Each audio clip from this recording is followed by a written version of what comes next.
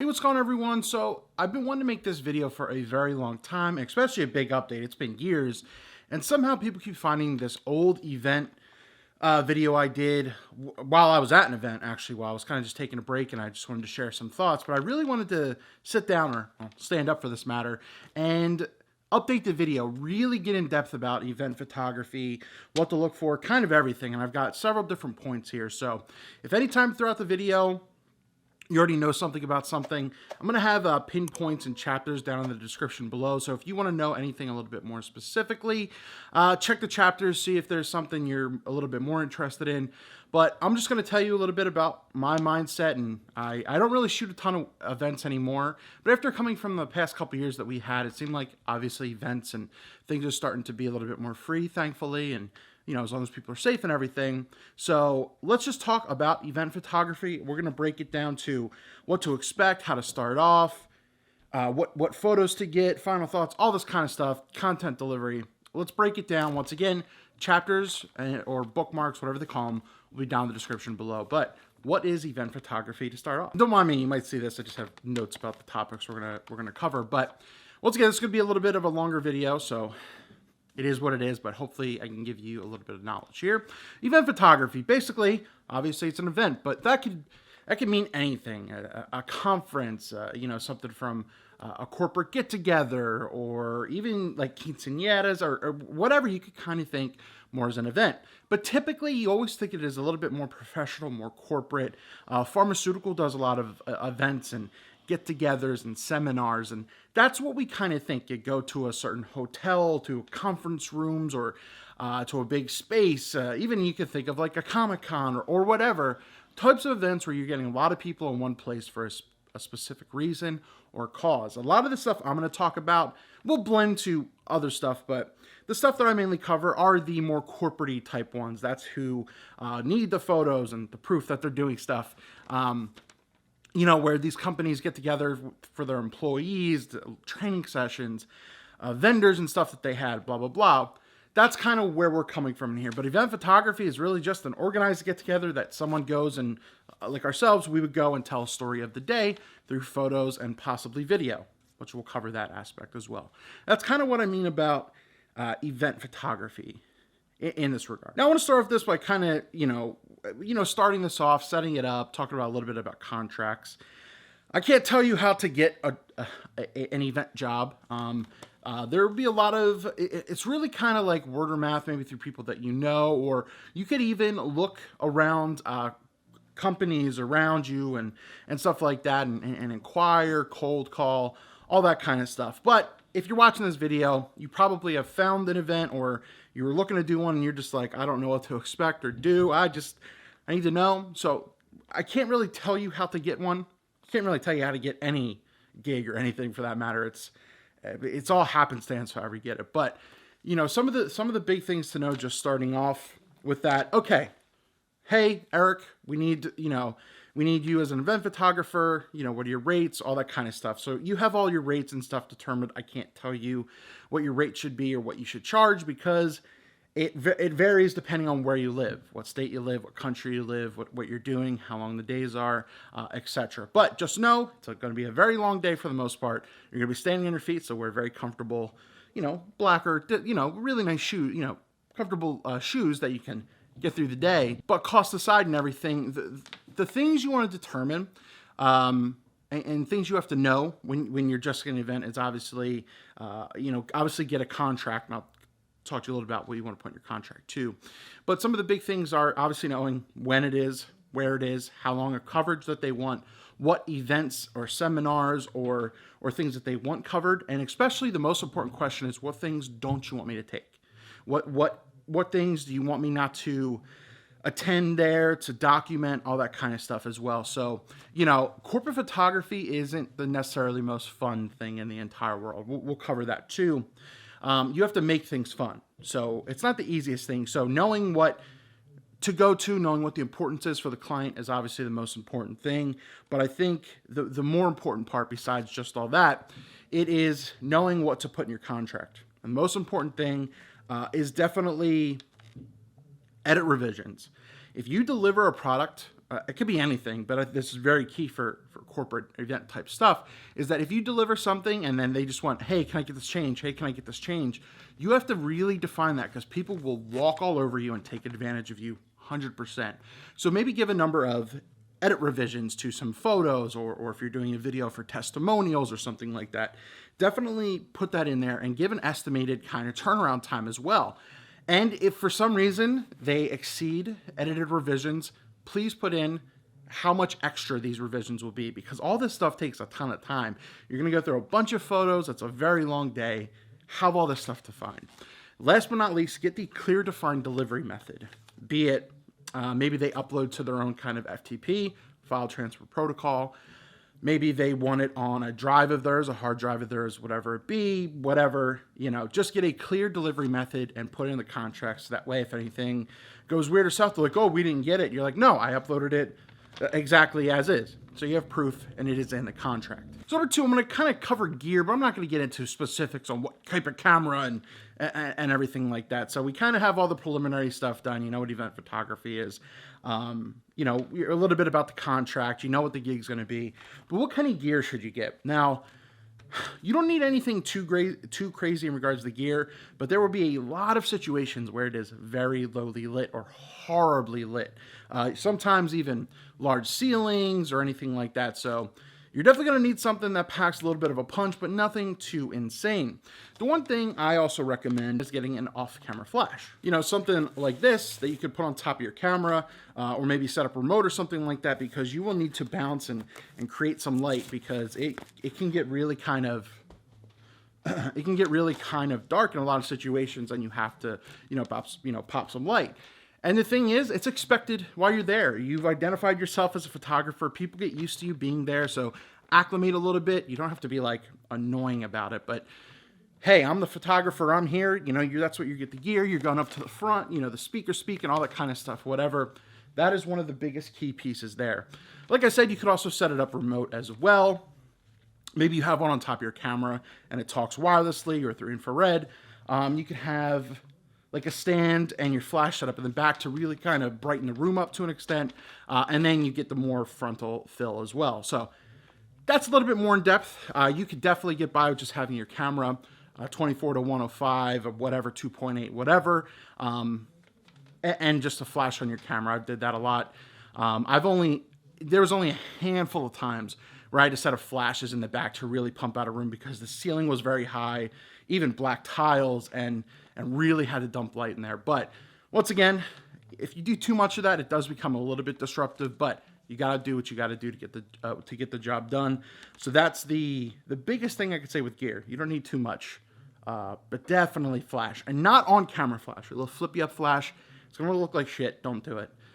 That being said, the most important thing about gear, and we're going to talk about this in the next point as well, is the ease of access. And I'll cover it a little bit more, but make sure your gear is in a very secure place, that you talk with the event manager, the hotel, the venue manager, planner, coordinator, and they'll be like, hey, this storage closet no one goes into, you have access to that type of stuff. So find a good, what I call a base camp, place where you could set down your gear if you have like a rolling bag or something and you don't want to be lugging it around with you. I find a very secure base camp, and I find out if there's camera coverage in case anything happens, theft or something, for security's sake. So that's one thing I highly recommend. Get a flash. Location scouting, I think, is one of the biggest points not a lot of people talk about. Once again, goes beyond just events and stuff like that, but location scouting. Okay, you know where the venue is, you know the time and date. That's all you know. If it's close, within 20 minutes of my location or where I'm residing or where I'm working from, I will probably take a ride over. Maybe I ask to see, maybe I go inside. I'm gonna use a lot of these from like inside of a hotel, a conference room type setting, because that's where a lot of this stuff happens, event rooms and stuff like that. So I'll kind of speak as if we were kind of going through that. I find out the parking situation. Will I have to pay to park? All that kind of stuff. Because all that stuff you need to know going in too. Because if you're just going in, willy-nilly, you might be going into a place where you might park so far away, or it'll cost $20 to park and you didn't know that, and that's eating out of your own costs and stuff like that. So you just got to be intelligent with that. But location scout. If you could go to the location, go to the location. I've had it plenty of times where I asked for, the manager, the event coordinator, and they graciously, as long as they weren't busy, showed me, the venues that we will be in. So that way I have an idea of what to bring and what to do. Because it'd be better if I know what's going on. I don't need to bring lights and boxes and all this kind of stuff if I really don't need it. So really to get down what I need. But there might be a lot of the time where it's not the closest. Maybe it's a 45-minute, hour and a half drive. What do you do there? You call. I know it sounds obvious, but you call in, ask for dimensions, ask for things. How, where's the secure stuff? All that kind of stuff. Ask the coordinator, event planner, manager on the phone as well. Do the best you can for location scouting, and even ask, hey, about parking. Can I park on the premises? Is there off-street parking? What's their cost, etc. I know it sounds obvious, but, so be it. The one thing I will say, and I just made a video about this, and the gear photographers, the gear bag photographers forget. If I go on a location scout, I will have a ground tester unit. I will make sure the outlets work if I ever need to maybe plug in a light, charge something, so I will make sure I know the venue and kind of how things go around as well. But that's not necessarily the most important. Just know where you're going, what you're doing, all that kind of stuff. Location scouting is key. Once again, don't be lazy because you can't go there. Pick up the phone. I know it's weird, we all text, but we could call people. So this is one of the biggest questions that I get on my older video as well, and I think it's the most important too. It's what are the expected photos?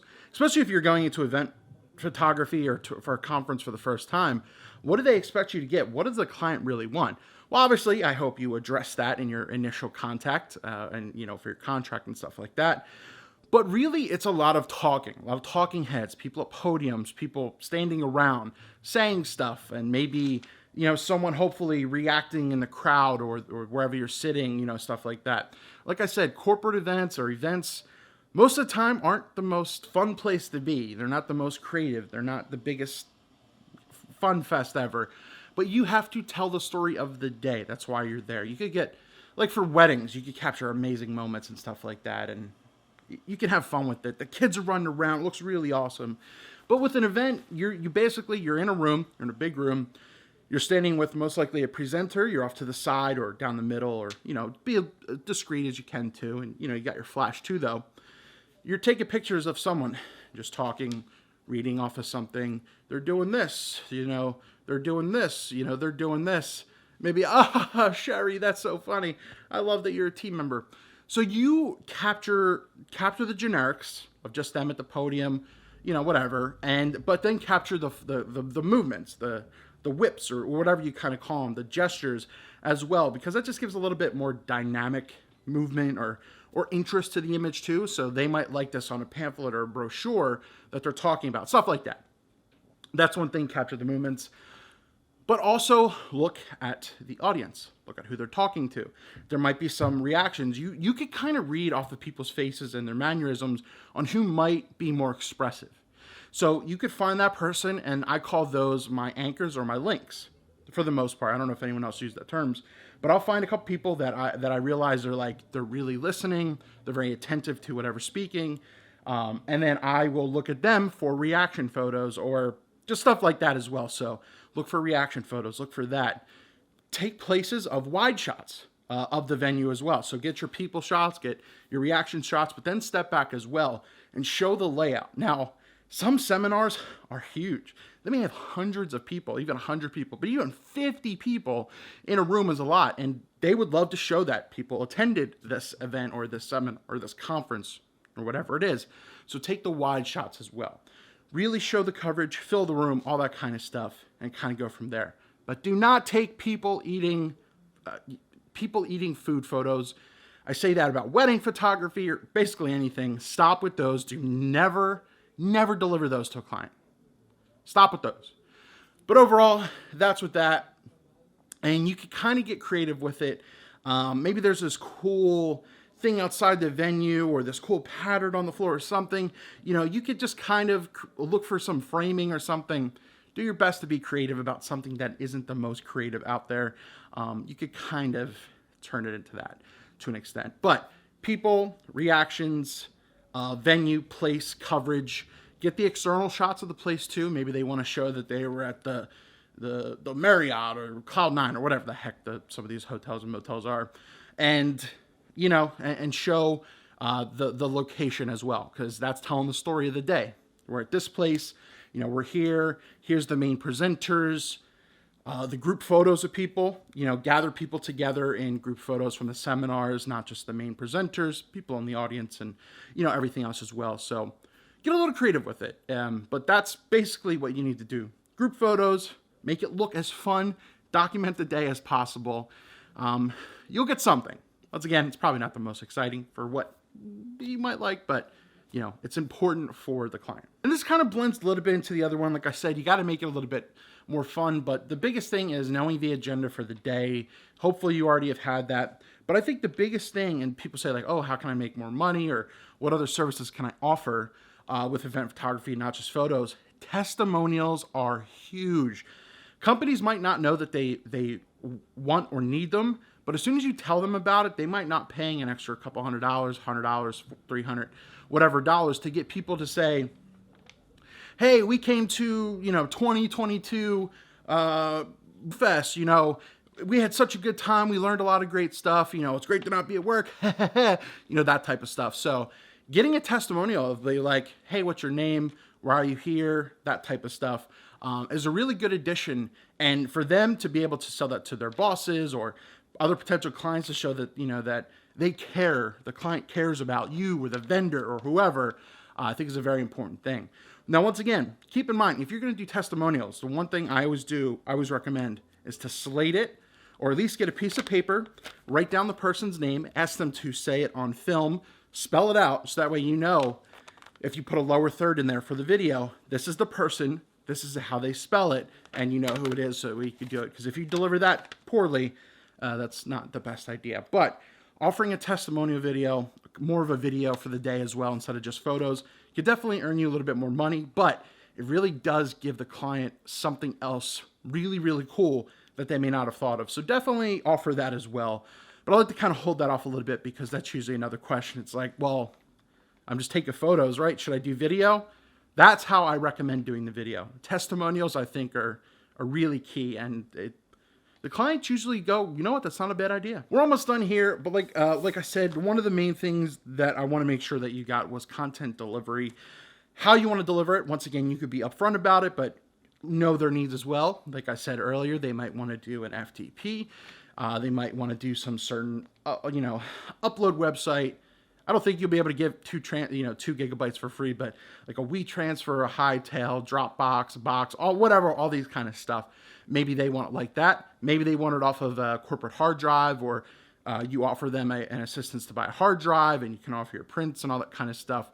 But define how you want to deliver it, so that way there could be no misinterpretation otherwise. And like I said, in regards to your edit revisions and editing photos and all that kind of stuff, hopefully you had that defined in the contract, like I mentioned at the beginning of the video, and that you charge accordingly. Once again, I do not give out my raw files. I think that's always a silly thing, like, oh, I paid for them, I deserve the raw files. That's not a thing. I mean, if you want to sell your raw files, that is all to you. Or if you want to give them, that's all to you too. But mind you, this is your work being represented, and you're giving this to people that might not even know how to open it, or how to do it, or even how to edit. They just know to ask for it or to say it. But I always delivered finalized, edited photos, never the raw files, in my opinion. So content delivery, how are you going to do it? Keep that defined. It's very, very important, because that's how you finish the gig. And if you want a testimonial for yourself, okay, it's not really a big deal or review, but that's really kind of everything in regards to event photography. So all in all, I know this was a long video. Maybe I throw in some stuff, pictures here and there, but I mean, it's really kind of matter of fact. I mean, event photography, you're covering an entire day. You're doing your best to capture all the key moments, the key speakers. Maybe there's guest speakers. Maybe you might be lucky to get a celebrity to come through, all depending on the type of event you're at. Maybe it's a fun event, maybe it's not, etc. You're there to cover the story of a day. So a lot of what about what photography is, you cover the day, cover the story, and you deliver that to the client. If you have any further questions about event photography or anything you want more expanded, I know this, I don't know if this will get the same amount of traction as the other one, but I hope, because that video is seen by a lot of people, and I hope that this video that has way more information and a little bit more into it as well will get seen as well. So hopefully it does. Hopefully I can help out anyone that wants to know a little bit more in depth about event photography, but please let me know down below any questions you have. I'm very attentive to comments. So yeah, ask away, and hopefully I'm able to help you feel a little bit more secure about your day and gave you maybe a couple new little bits of information. Thanks so much for watching. Appreciate it. Sorry it's a long video, but there's a lot of stuff I wanted to cover. I think event photography is a good way to build a portfolio, make some money, and yeah, and really kind of go from there. Until next time, see you later. Be safe.